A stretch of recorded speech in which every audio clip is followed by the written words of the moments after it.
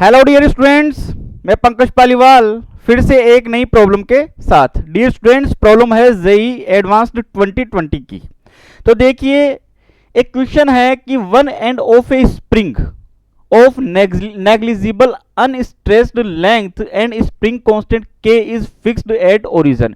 एक स्प्रिंग है, उसको ओरिजिन पर फिक्स किया गया है और नेग्लिजिबल अनस्ट्रेस्ड लेंथ है इसकी। A point particle of mass small m, और एक पॉइंट पार्टिकल है जिसका मास स्मॉल एम है और उसके ऊपर पॉजिटिव चार्ज क्यू है। इसको स्प्रिंग के दूसरे एंड के साथ में अटैच किया गया है। The entire system is kept on a smooth horizontal surface. इसे एक हॉरिजॉन्टल सरफेस के ऊपर रखा हुआ है जो स्मूथ है, यानी कि कोई फ्रिक्शन नहीं है। When a point dipole P pointing towards the charge Q। अब यहां पर एक डाइपोल है जिसकी डायरेक्शन है चार्ज Q की तरफ है, उसको फिक्स किया गया है ओरिजिन के ऊपर। तो इस कंडीशन के अंदर जो स्प्रिंग है वो स्मॉल एल लेंथ है वो स्ट्रेच हो जाती है और एक इक्विलिब्रियम की कंडीशन को गेन कर लेती है। आगे है कि if the point mass is now displace slightly. अब इस पॉइंट मास को अगर अपन थोड़ा सा डिस्प्लेस कर दे, कितना, डेल्टा एल, और उसकी वैल्यू एल से बहुत कम है, तो उस सिचुएशन के अंदर अपने को एक नई इक्विलिब्रियम की कंडीशन मिल जाती है। और इस इक्विलिब्रियम की कंडीशन के ऊपर ले जाकर अगर इसको रिलीज कर दिया जाए तो ये इस फ्रीक्वेंसी के साथ में ऑसिलेट करता है और ये फ्रीक्वेंसी है 1/√k/m। तो अपने को यहां से इस डेल्टा की वैल्यू फाइंड करनी है कि ये डेल्टा की वैल्यू कितनी होगी। तो अपन यहां से देख सकते हैं कि इनिशियल पोजीशन तो ये है, ये डाइपोल है और ये चार्ज क्यू रखा हुआ है और स्मॉल एल लेंथ के ऊपर ये यहां पर इक्विलिब्रियम की कंडीशन के अंदर है। तो मैं यहां से ये देख सकता हूं कि डाइपोल की डायरेक्शन किधर होती है, नेगेटिव चार्ज से पॉजिटिव चार्ज की तरफ, इस तरीके से। इसका मीन्स इधर नेगेटिव चार्ज है और इधर कोई पॉजिटिव चार्ज है, तो ये डाइपोल की डायरेक्शन होगी। ये इसको क्या करेगा, ये पॉजिटिव चार्ज इधर रिपेल करेगा। तो ये इस तरीके से एल लेंथ के ऊपर, ये एल लेंथ जब इसकी स्ट्रेच हो जाती है तो उस सिचुएशन के अंदर ये इक्विलिब्रियम की कंडीशन को गेन करता है। तो मैं ये मान लेता हूं इस डाइपोल के कारण इस क्यू डिस्टेंस, क्यू चार्ज के ऊपर एक इलेक्ट्रिक फील्ड होगा, तो वो इलेक्ट्रिक फील्ड में यहां से मान लेता हूं कितना होगा, वो ई। और डाइपोल के एक्सियल पॉइंट के ऊपर होगा ये स्मॉल क्यू चार्ज, तो एक्सियल पॉइंट पे कितना होगा, Q = 2kp/r³। r कितना है यहां पर, l, तो 2kp/l³।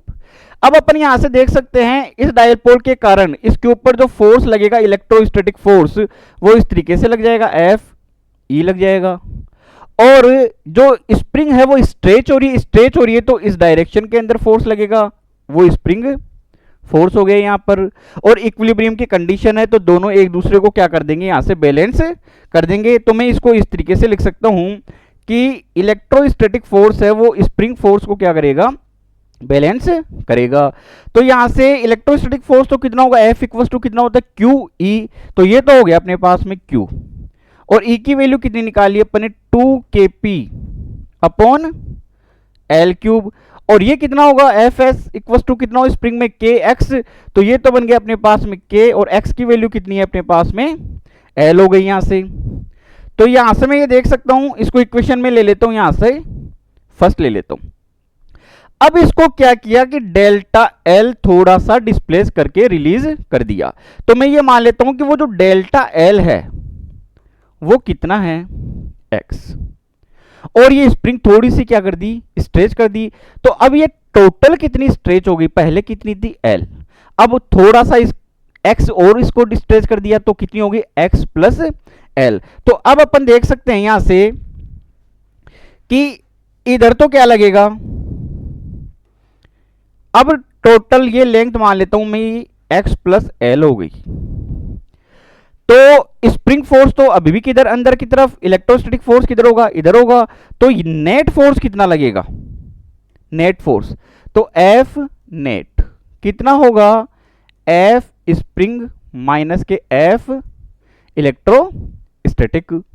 तो स्प्रिंग फोर्स तो कितना होगा यहां पर, F नेट कितना होगा यहाँ पर के एक्स, तो के एक्स की जगह कितना होगा x plus L, minus electrostatic force वो कितना होगा क्यू ई, तो ये तो क्यू रख लेता हूं मैं, और ई कितना होगा 2kp अपॉन आर क्यूब। अब आर की वैल्यू कितनी है यहां से एक्स प्लस एल का होल क्यूब बन गया।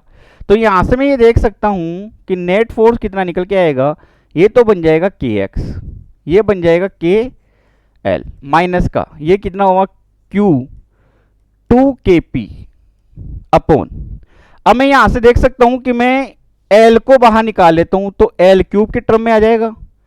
तो यहां पर कितना बच जाएगा, यहां से एल को बाहर निकालूंगा तो ये तो 1 प्लस एक्स बाई एल, इस क्यूब पर क्या लग जाएगा, ये क्यूब लग जाएगा। तो एफ नेट कितना हुआ अपने पास में के एक्स प्लस का कितना के एल माइनस, अब अपन देख सकते हैं कि 2kp upon L cube into Q, 2kp upon L cube into Q, इसकी वैल्यू कितनी है के एल, तो इस पूरी की जगह तो मैं कितना कर लेता हूं के एल, और इसको मैं ऊपर ले जाता हूं तो ये 1 प्लस एक्स की एक्स अपॉन एल, इसकी पावर कितना बनेगा -3।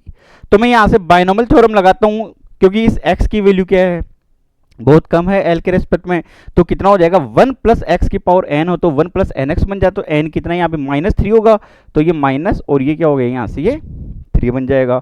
तो नेट फोर्स कितना निकल के आएगा अपने पास में के एक्स प्लस के एल, इसको अंदर मल्टीप्लाई कर दो तो ये तो माइनस का के एल बन जाएगा, और ये माइनस माइनस प्लस हो जाएगा तो के एल इंटू कितना हो जाएगा 3x बाई एल, ये इससे कैंसिल आउट हो जाएगा यहाँ से के एल से के एल, ये कितना बन जाएगा इससे कैंसिल आउट हो गया 3kx हो गया, ये kx हो गया, तो नेट फोर्स कितना होगा अपने पास में ये बन जाएगा 4kx हो जाएगा।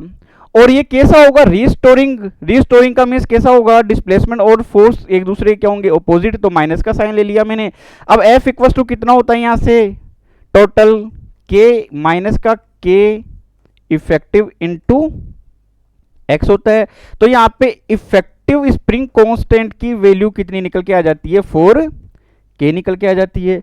अब अपने को ये पता है कि time of period t equal to कितना होता है 2 pi root of m upon k effective, तो कितना हुआ यहाँ से 2 pi root of m upon ये कितना हो जाएगा 4k हो जाएगा, ये 4 बाहर आएगा 2 बनेगा, 2 से 2 कैंसिल आउट हुआ, तो ये तो अपने पास में क्या बनेगा pi root of m by k बनेगा।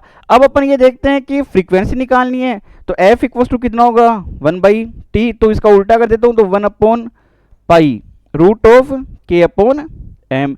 अब इसको कंपेयर करो, रूट ऑफ के बाई एम आ रहा है, ये डेल्टा की जगह कितना आ रहा है पाई, तो यहाँ पे डेल्टा इक्वल टू कितना हो जाएगा ये pi. It will be the answer to the question.